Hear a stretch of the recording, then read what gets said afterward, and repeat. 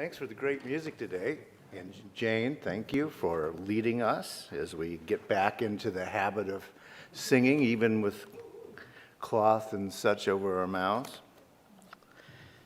The gateless gate, or the gateless barrier, according to how it's translated, is a collection of Zen Buddhist koans from the 1200s of the Common Era. Koans are teaching tools in some Buddhist traditions. The most famous one asks, what's the sound of one hand clapping? A koan from that collection tells of a Zen master, Gattai. When a disciple would come to Gattai and ask a question about Buddhism, Gattai would hold up one finger. That's all he did in his teaching. He held up one finger for any question that was asked. Gattai had a young disciple, a boy named Tenru. Soon, when anyone would ask about the teachings at the monastery, Tenru would hold up one finger. When his teacher Gattai heard about this, he went searching for Tenru and cut off his finger. It's a little harsh in the monasteries. Naturally enough, Tenru screamed and ran away. Gattai called to him, and the boy stopped and turned. And when he did, Gattai held up one finger, and the boy was instantly enlightened. When he was on his deathbed, Gattai said to his gathered disciples, "All I know of Zen is Tenru's finger." Now, the editor of that volume from the 1200s offered this comment about that koan. He said, "Enlightenment, which Gattai and the boy attained, has nothing to do with a finger. If anyone clings to a finger, Tenru will be so disappointed that he will annihilate Gattai and the finger altogether." So, what the heck does that mean? Well, that's just it. It doesn't mean anything. That's the first mistake.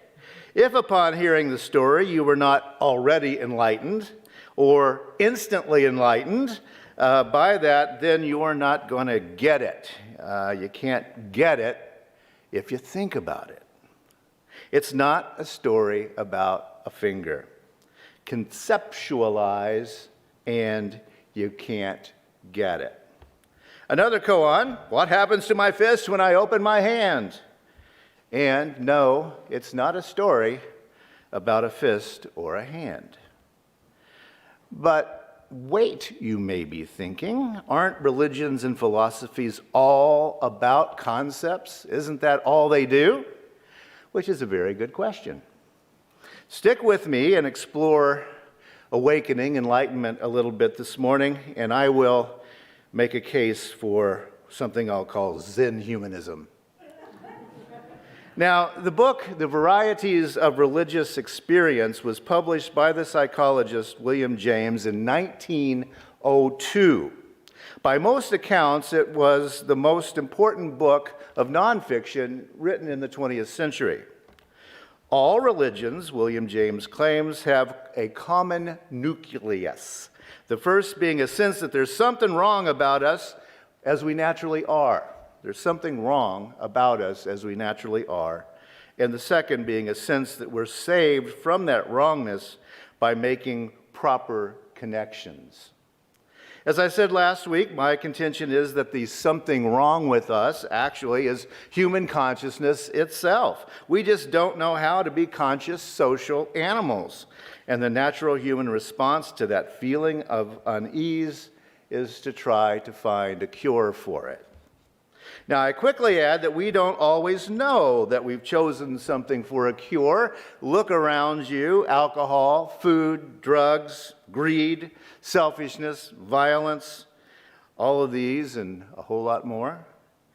They all can feel like a cure for that unease for a while. Now, William James founded the psychology department at Harvard.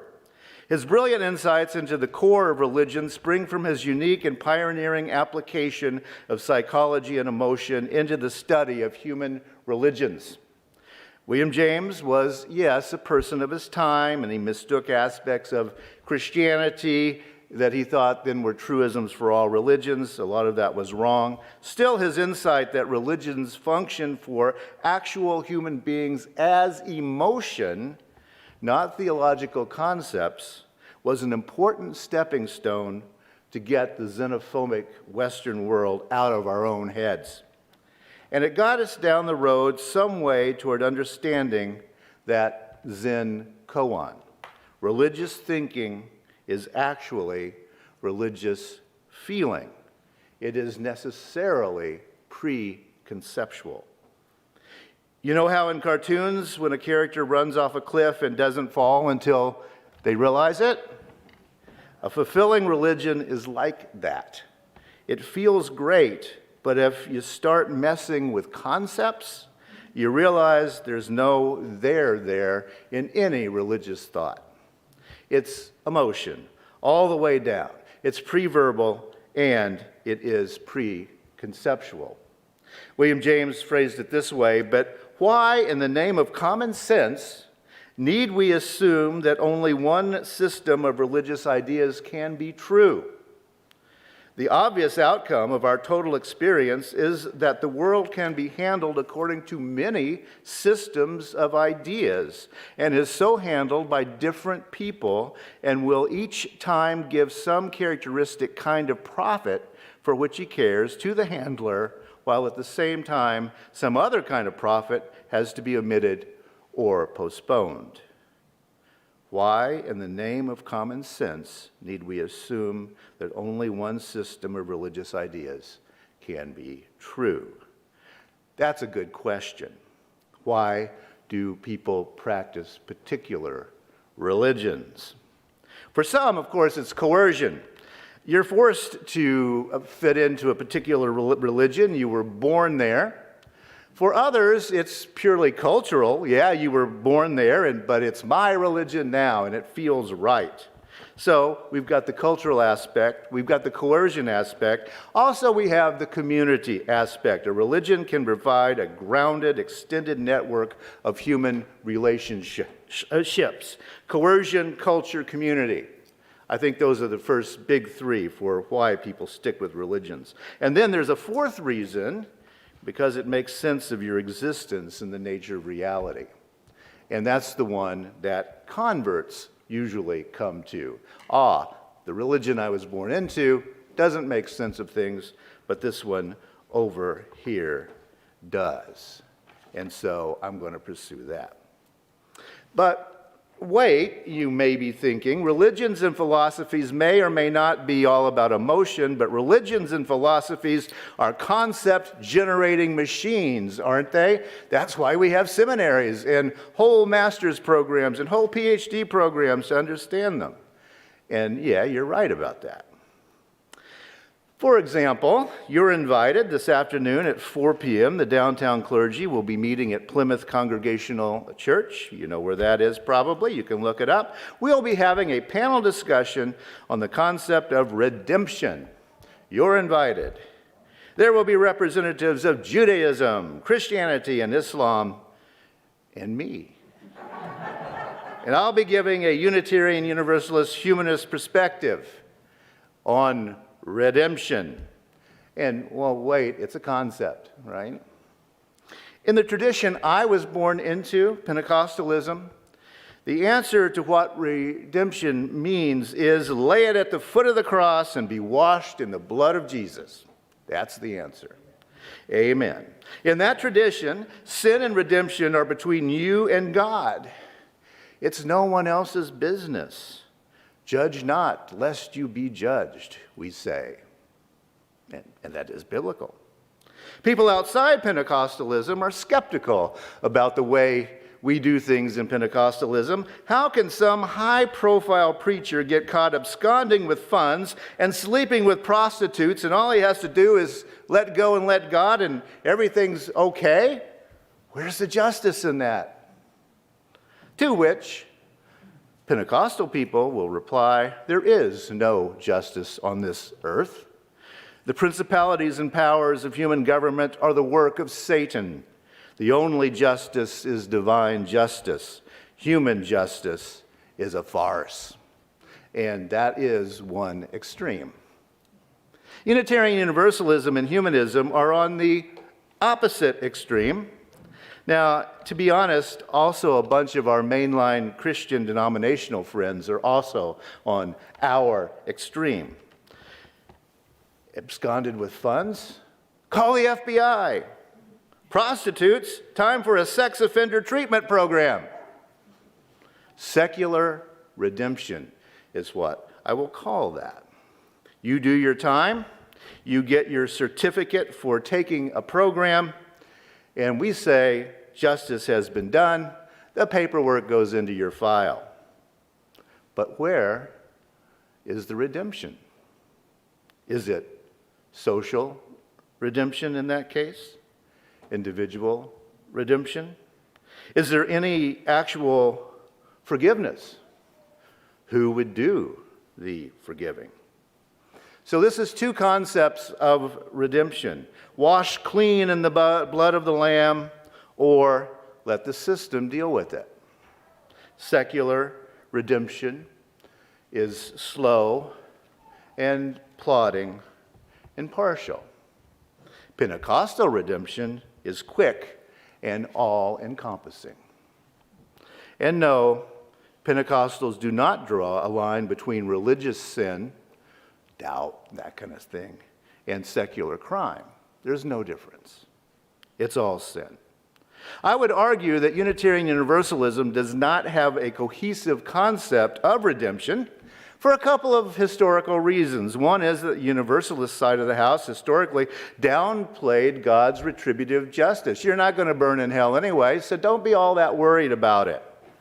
And the Unitarian side of the house never exactly gave up the idea of predestination. If you commit a sin, it's because you never were actually saved anyhow, and so you are out of covenant. Both views, in other words, have an odd view of punishment and redemption. How do you punish sin? In quotes. Both the Universalists and Unitarians, and now the Unitarian Universalists, have used long-term shaming and shunning. Psychologist Jolanta Burke distinguishes between guilt and shame, and it's a little hard to pick these apart, but it's good to think about it a moment. When you feel guilty, she says, you think that you did something wrong. That's obvious. When you feel shame, you feel that there's something wrong with you for doing something. And you see the difference. Guilt, then, is when your own moral compass is working. Shame is when a community is imposing their moral compass on you. In small New England villages, where the majority of church members had exactly the same social assumptions, shaming and shunning were extremely effective. It's still effective among the narrow band of upper middle class Euro-Americans, but it's a very small group. In our multi-ethnic world, with social class in the mix, things begin to break down. It's not a New England green anymore.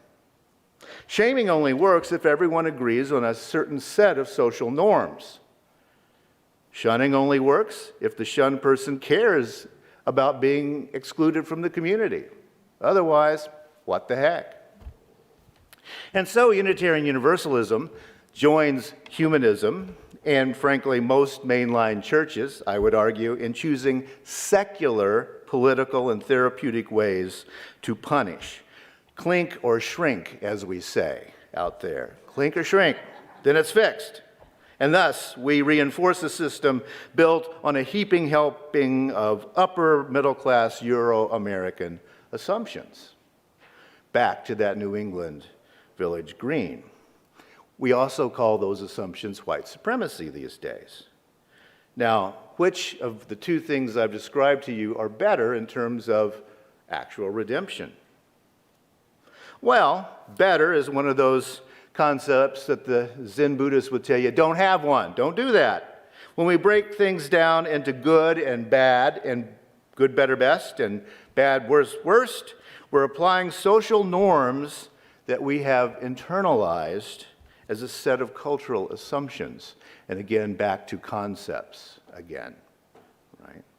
We project those things which we deem good, better, best, then pursue those things that we consider important within the social confines of a particular group. And then we call that the good. I'm doing the right thing. But the good turns out to be largely about assumptions based in class and race. So wait a minute. Where is the foundation? How do we get out of that mindset? How do we become enlightened? So here's my proposal for you. I'm going to talk about Zen Humanism, well, or Zen Unitarian Universalism, whichever. Can we imagine a Unitarian Universalism without concepts, is my question. What would it be like? Are UUism and humanism so caught up in concepts that they're only a finger held up, nothing more? And if the finger's cut off, would there be any meaning left within the conceptual assumptions? Now, let me think about some advantages to Zen humanism for a moment. First, Zen humanism would occur with a sudden realization, just like that enlightened moment maybe. And what would you decide? Well, dualism doesn't exist. There's simply no difference between matter and mind, body and spirit. It's all one, as our Zen Buddhist friends would tell us. Secondly, I think it would be about non-judgment, another big thing in Buddhism.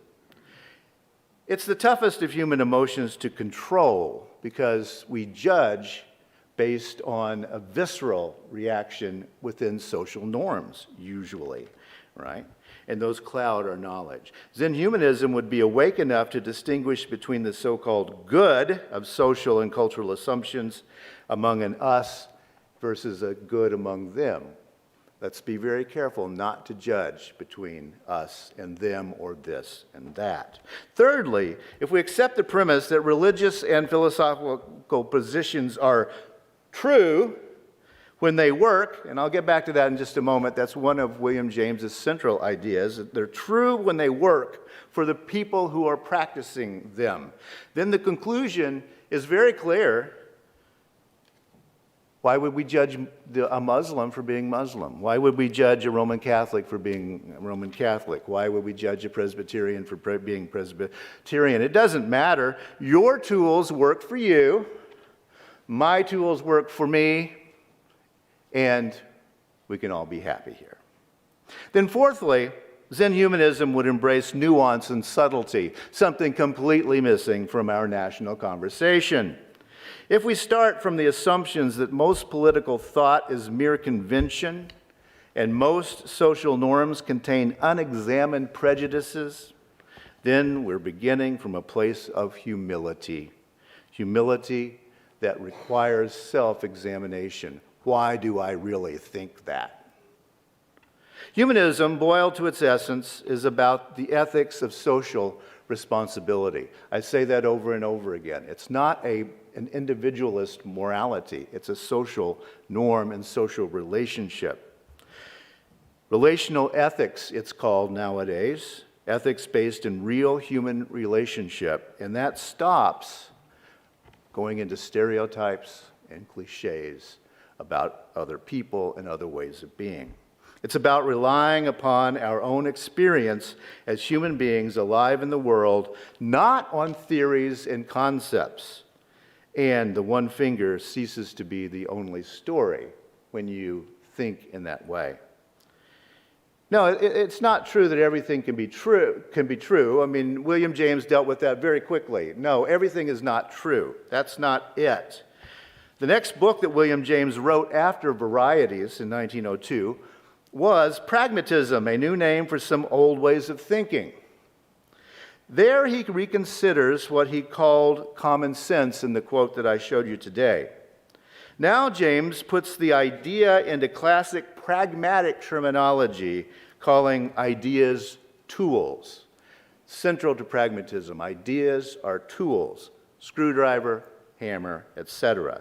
Pragmatically, if a tool works, it works. And within pragmatism, therefore, it's true. If it works for you, it's true. What if it doesn't work, or what if there's no way to see if it works or not? Well, then it's not true. It's pretty easy. Religious experience, mystical experience, philosophical experience, if you don't feel it, it's not there. So, what about that sense that there is something wrong about us as we are? Yes, we have that. We're bound to search until we feel an answer. No concept is going to fix that feeling. It just won't. It's got to feel right. Zen Humanism is humble about all of that, I would argue. What I say and what I know does not explain everything there is. I know that. I don't have all the answers. I don't even understand all the questions. So, what am I pontificating about? Well, I'm just saying we don't know, and that's okay. The world, the real one, where we live and breathe and have our being, as Paul would say, is compromised and imperfect. Yeah, it is. Look at the news. But still, that's okay, right? Whoever said that reality would be some other way? And as I often say, if someone said it should be better, look at what they're trying to sell you. Jane.